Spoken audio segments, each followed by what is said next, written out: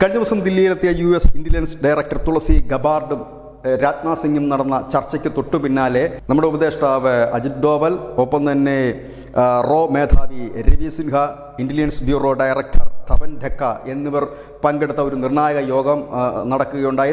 അതിൽ അമേരിക്കയെ കൂടാതെ കാനഡ, UK, ന്യൂസിലൻഡ്, ഓസ്ട്രേലിയ തുടങ്ങിയ രാജ്യങ്ങളിലെ ഇന്റലിജൻസ് മേധാവികൾ പങ്കെടുത്ത ഒരു യോഗമായിരുന്നു. ഇതിൽ പരസ്പരം വിവരങ്ങൾ കൈമാറി 2019 ഇന്ത്യയിൽ നിരോധിച്ച സിഖ് ഫോർ ജസ്റ്റിസ് എന്ന ഖലിസ്ഥാൻ സംഘടന അമേരിക്കയിലാണ് പ്രവർത്തിക്കുന്നത്.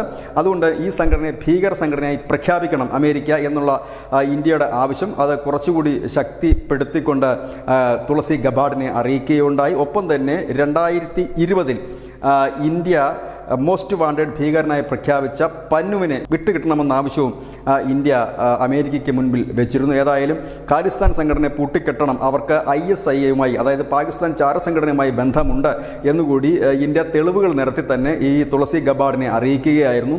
കഴിഞ്ഞ ദിവസങ്ങളിലാണ് തുളസി ഗബാർഡ് പറഞ്ഞത് പാകിസ്ഥാനാണ് എല്ലാ ടെററിസത്തിൻ്റെയും പ്രധാന കേന്ദ്രം എന്ന് അവർ തന്നെ പറയുന്ന ഒരു രീതിയിലേക്ക് കാര്യങ്ങൾ മാറിയിരുന്നു. അവിടെയാണ് സിഖ് ഫോർ ജസ്റ്റിസ് എന്ന് പറയുന്ന ഖാലിസ്ഥാൻ സംഘടനയെ നിരോധിക്കുകയല്ല, പകരം ഭീകര സംഘടനയായി പ്രഖ്യാപിക്കുക. ഹമാസിനെ മറ്റുമൊക്കെ അങ്ങനെയാണ് ഭീകര സംഘടനയായിട്ടാണ് പ്രഖ്യാപിച്ചിരിക്കുന്നത്, നിരോധിത സംഘടനയായിട്ടല്ല അമേരിക്ക പ്രഖ്യാപിച്ചിരിക്കുന്നത്. അത്തരത്തിലൊരു നീക്കം നടത്തണമെന്നാണ് ഇന്ത്യ ആവശ്യപ്പെട്ടിരിക്കുന്നത്. ഈ ആവശ്യം ഉടൻ പരിഗണിക്കുമെന്നാണ് പുറത്തു വരുന്ന വിവരം. അങ്ങനെയെങ്കിൽ സിഖ് ഫോർ ജസ്റ്റിസ് എന്ന സംഘടന നിരോധിക്കുകയാണെങ്കിൽ അതിൽ ഓട്ടോമാറ്റിക്കായിട്ട് അതിൻ്റെ നേതാവായ പന്നുവിനെ ഇന്ത്യക്ക് കൈമാറുകയോ ഇല്ലെങ്കിൽ US പിടിച്ച് അകത്തിടുകയോ ചെയ്യാനുള്ള സാധ്യതകളും വളരെ കൂടുതലാണ്. News desk news India Malayalam.